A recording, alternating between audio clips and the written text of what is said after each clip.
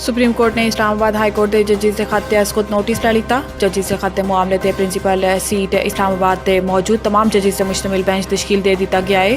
7 रुकनी बेंच की सरबराही chief justice Pakistan justice Qazi Faez Isa करेंगे। बेंच शामिल दीगर जजिस justice Mansoor Ali Shah, justice Yahya Afridi, justice Athar Minallah, justice Musarrat Hilali, justice Jamal Mandokhail ते जस्टिस नईम अख्तर अफगान शामिल ने। Supreme court Islamabad high court के जजिस के खत्ते मामले की समाअत बुध नूं करेगी। याद रहे कि इस्लामाबाद हाई कोर्ट के 6 जजिस ने चंद रोज़ कबल सुप्रीम जुडिशल कौंसल नूं एक खत विच अदालती मामलात विच दखल अंदाजी का मामला उठाया सी।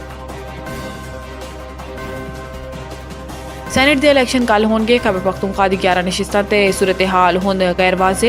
इलैक्शन कमीशन ने खबरदार किया है कि सूबे च मखसूस नशिस्तां ते मुंतखब अरकान तो हलफ ना लिता गया तो खैबर पख्तूनख्वा की हद तक सैनेट इलैक्शन मुलतवी करने ते मजबूर होंगे, जबकि पेशावर हाई कोर्ट ने भी स्पीकर नूं हलफ लैण की हिदायत की सी, जिहदे ते अमल ना हो सका। सैनेट लई 18 उम्मीदवार बिला मुकाबला मुंतखब हो चुके हैं, जबकि 29 जनरल, 8 खवातीन, 9 टैक्नोक्रेट या उलमा ते 2 गैर मुस्लिम दी नशिस्तां ते इंतखाबात कल होएगा।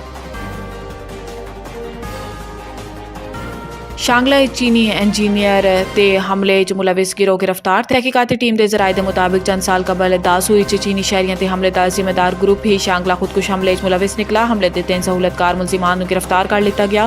तहकीकाती टीम के जराये का मजीद कहना सी कि खुदकुश बंबार की गड्डी पेट्रोल पंप ते कई रोज़ खड़ी रही। गाड़ी के हवाले तो इंसदाद दहशतगर्दी डिपार्टमेंट ने अहम मालूमात हासिल की, जिस हैंडलर ने गड्डी हासिल की। CTD ने इसका डाटा भी हासिल कर लिया। विफाकी हुकूमत नूं चीनी शहरियों के हमले की तहकीकात के मुतलिक आगाह कर दिता गया है। इस्लामाबाद हाई कोर्ट हफ्ते एक दिन बुशरा बीबी दी इमरान खान नाल मुलाकात कराने का हुक्म। इस्लामाबाद हाई कोर्ट के जस्टिस मियां गुल हसन औरंगजेब ने बुशरा बीबी दी बनीगाला सब जेल तो अडियाला जेल मुंतकिली ते बानी PTI नाल मुलाकात की दरखास्त ते समाअत की थी। इस दौरान स्टेट कौंसल अब्दुल रहमान ते इस्लामाबाद इंतजामिया की डायरैक्टर लॉ अदालत विच पेश हुई। स्टेट कौंसल ने कहा है कि अदालत के हुक्म से डायरैक्टर लॉ ते बनीगाला सब जेल का दौरा करके रिपोर्ट पेश कर दी है। अदालत ने स्टेट कौंसल नूं रिपोर्ट की कॉपी दरखास्त गुजार नूं फराहम करने की हदायत करते हुए कहा है कि बनीगाला सब जेल का दौरा करने वाली अफसर सहूलतों मुतमईन होण।